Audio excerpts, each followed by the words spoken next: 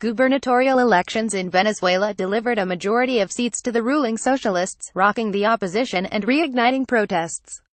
The opposition cited irregularities in their 176-seat loss.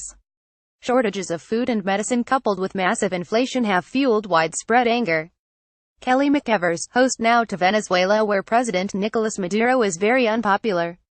And yet candidates loyal to him won in most of Sunday's gubernatorial elections. Now the opposition is crying foul and calling for another round of street protests. Reporter John Otis has more. Soundbite of archived recording. Unidentified woman speaking Spanish. John Otis, byline. The head of Venezuela's electoral council announced late Sunday that candidates for the ruling Socialist Party had won 17 of 23 state houses up for grabs.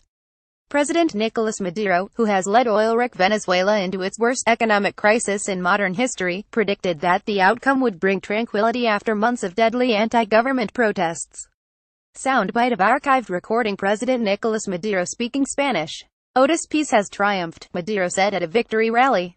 The homeland has triumphed, but the results sharply contradicted polls predicting a major victory for the opposition.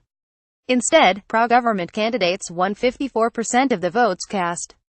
David smiled. Well, it certainly looks like a suspicious result. Otis, that's David smiled, a Venezuela expert at Tulane University, speaking via Skype.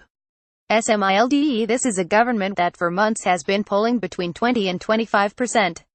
So it's hard to imagine how a government could end up getting 54% of the vote.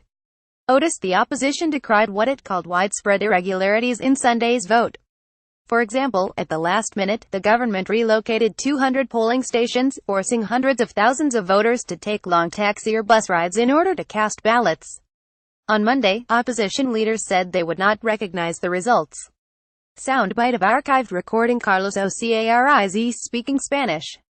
Otis, one of them, Carlos Ocariz, said that exit polls showed him easily winning in the race for the governorship of Miranda State on the outskirts of Caracas. The official results show him losing. He and other opposition leaders are calling for more protests. But so far, there has been little reaction, not even at Altamira Plaza, a gathering point for anti-government protests. Sitting in the plaza is architect Jose Vidal. He marched against the government but also voted on Sunday. Given the results, he now questions whether the ruling socialists will ever leave power.